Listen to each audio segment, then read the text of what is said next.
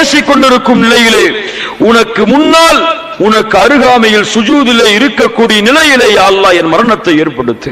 அல்லாஹ்விடத்திலே கேளுங்கள் கண்ணியத்துக்குரியவர்களே. அல்லாஹ் நலவை நாடினால் அவன் உள்ளத்திலே சுமந்திருக்கக்கூடிய தக்குவா இஹ்லாஸின் காரணமாக அல்லாஹ் அந்த பாக்கியத்தை அவனுக்கு கொடுப்பான். அல்லாஹ் ரப்புல் ஆலமீன் எமக்கு அதை அருள் செய்வானாக. கண்ணியத்துக்குரியவர்களே, அதற்கு பிறகு ஜனாசாவோடு தொடர்பு கொள்ளுதல் எப்படி? ஜனாசாக்கள் அல்லாஹ் ரப்புல் ஆலமீன் உயிரை எடுத்து இந்த பூமியிலே வெறும் உடம்பாக இருக்கக்கூடிய ஜனாசாக்களை கழுவுதல், ஜனாசா தொழுகையில் கலந்து கொள்ளுதல், ஜனாசாவை சுமந்து செல்லுதல், எங்கெல்லாம் இது நடக்கிறதோ அங்கெல்லாம் தொடர்ச்சியாக பயணம் செய்தல். அல்லாஹ்வுடைய தூதர் சொன்னார்கள், ஒரு மனிதன் வந்து கேட்டார், அல்லாஹ்வுடைய தூதரை, என் உள்ளம் இறுகி இருக்கிறது, இறுக்கமாக இருக்கிறது, என்ன செய்வது?